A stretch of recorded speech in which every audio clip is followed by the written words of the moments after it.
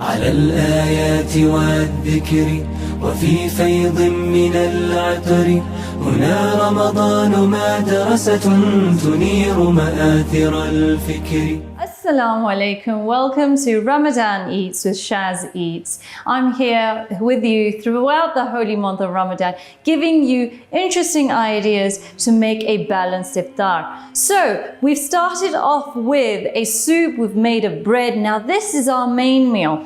Now you don't want to have too much of a main meal, because if you end up eating too much, and if it's something is very heavy, you can get very lethargic and tired for the after long prayer. So you want something that you can have a little bit, which fulfills you and fills you up very, very quickly.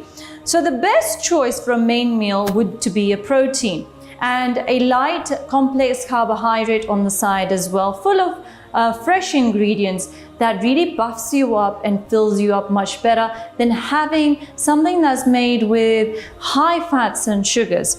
So I have really loved investigating stories for Ramadan cooking, and I've actually looked at North Africa for inspiration, and I came across these wonderful tagines in the local supermarket, and I felt that I had to create some recipes with this. Now a tagine you can cook on the stove, and what happens is it creates this lovely little burst of fragrance around the house, which actually causes that dramatic feeling when you are cooking as well. And the actual tagine pot in itself smells as if like an Uhud scent is going around in the kitchen as well. So we're making a beef tagine, which I will accompany with a lemon couscous rice. Very, very easy to do, but the more you cook it, the more it enhances in flavors as well. I'm going to take off the tagine lid off, and I'm going to add in some olive oil. And I've got some beef cubes here, chunks of beef cubes. And what I'm going to do firstly is just sear the beef so that it is brown.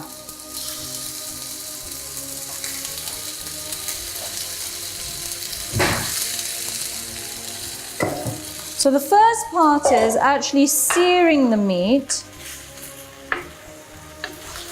so that a golden color is created onto the beef chunks.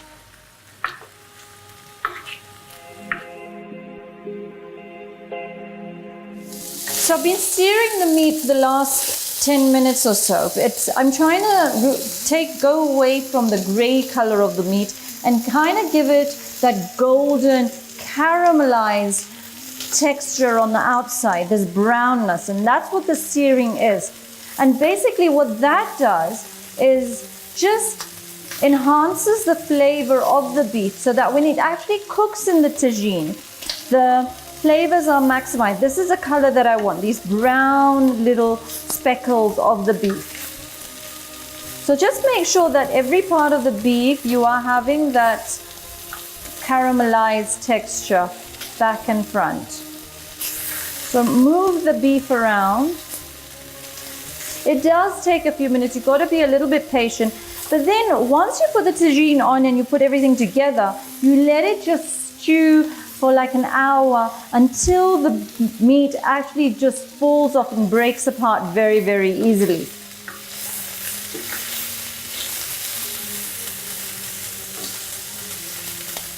Again, for Ramadan cooking, there are lots of other responsibilities, and especially it's a time of prayer. So you want to create dishes that you can create plentiful of, that can last over a few days, rather than spending a huge amount of time in the kitchen preparing different dishes every day. So something like this you can make a big pot of big tagine of, and you could have with roti, you could have with pita bread, you could have with couscous, alternatively have with some rice. I'm actually going to serve it with a lemon couscous, which I will show you a little bit later.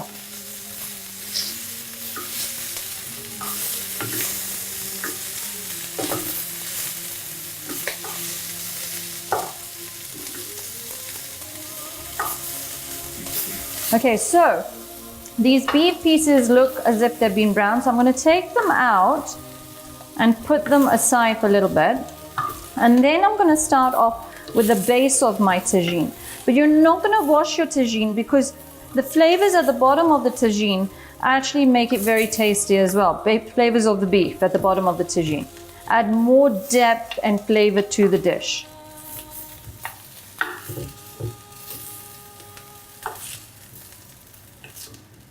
Now I'm making a beef tagine, but alternatively you could do a lamb tagine, you could do a fish tagine, or a chicken tagine, any protein of choice. So I'm going to add in a little bit more of olive oil, and I'm going to add in my chopped onions.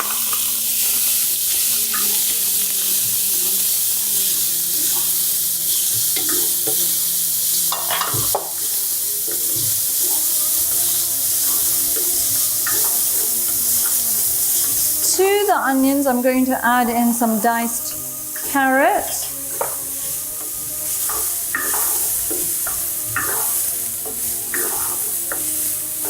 And I'm going to add in some ginger. And I'm going to add in some garlic.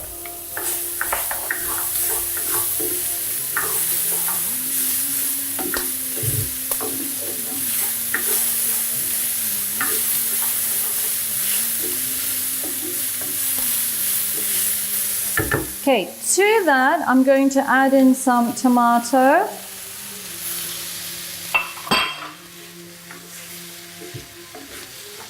Mix that all up. And here I've got some Moroccan spice. Now you can actually make up your own Moroccan spice, and it's using the same spices that you would have in a typical Indian spice jar. The coriander, the jeera, the chili flakes, the cumin.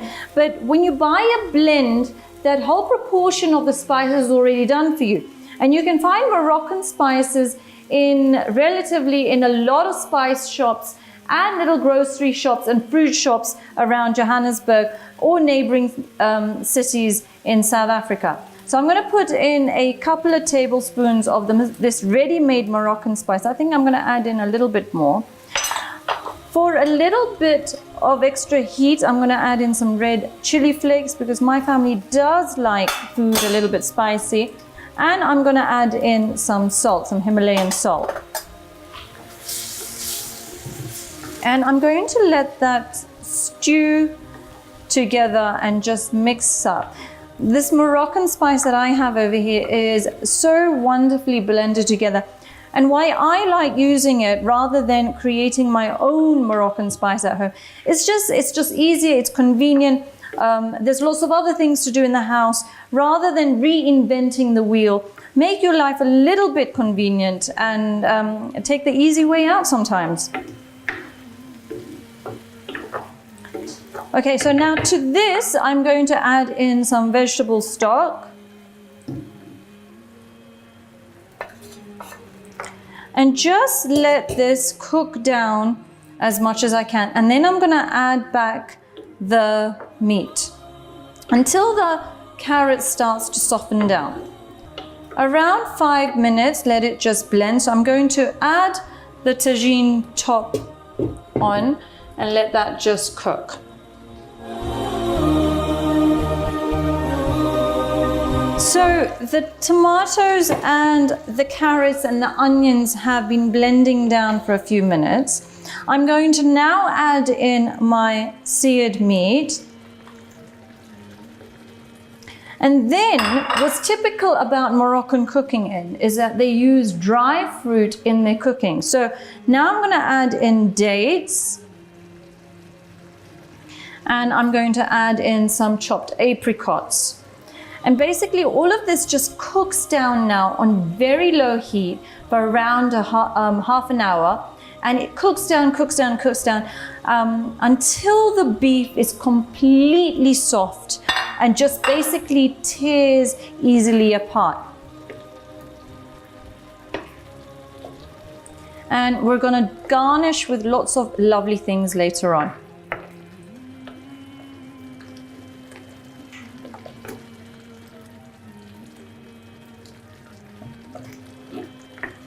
Okay, so I'm going to put the lid back on, and that just simmers away for the next hour. While that is getting done, I'm going to prepare a lemon couscous. I've got a second tagine pot over here, and what I've got is couscous granules. I've just got 1 cup, and over here I've boiled up 2 tablespoons of vegetable stock powder, which I've diluted with 2 cups of water. So to 1 cup of couscous, you need to have 2 cups of water. And basically, this is packed with flavor because it's a stock cube. And you're going to pour this over the couscous.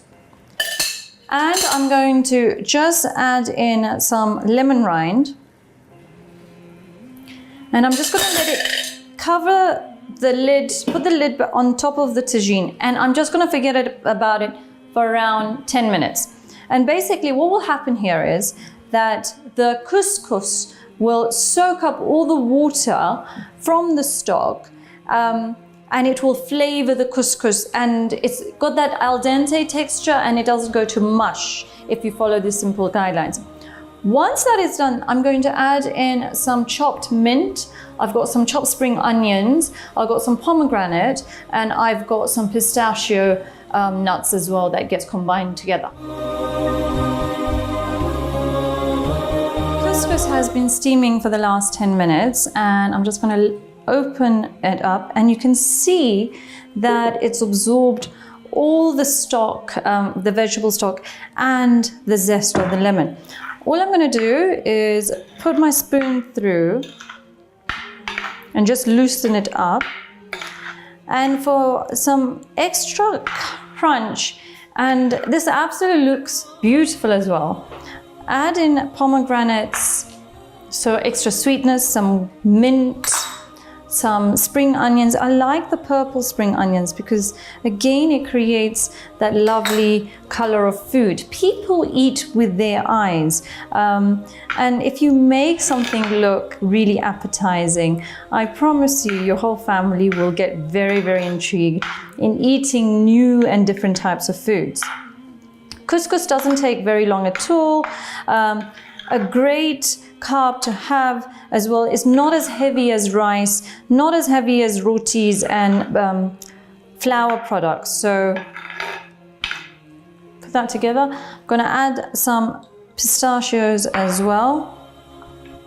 And you have this wonderful jewel-like carb that you are going to serve up with the beef Moroccan tagine.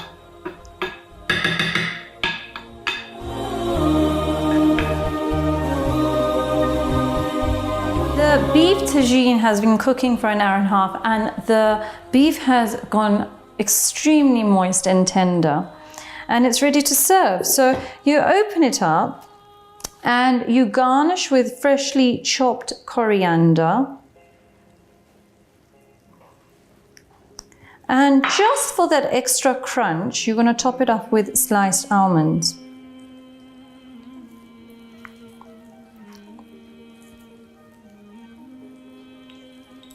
Now, ideally and traditionally, this dish, a very traditional dish, is served with the couscous that you prepared. But if you're not feeling for the couscous, then the fig and walnut bread that was prepared yesterday could also be eaten up with the beef tagine as well. I just love the flavor combination of these two and the textures that complement each other. Very easy to put together. The more you cook it down, the more loving it is, the more Moorish it becomes, the more delicious it becomes. The depth of flavor just gets refined and refined and refined. This is wholesome, healthy cooking.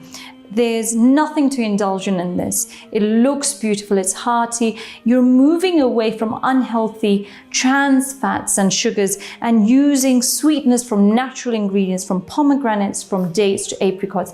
Absolutely delicious. Please do give it a try. Ramadan Eats with Shazeats. Enjoy!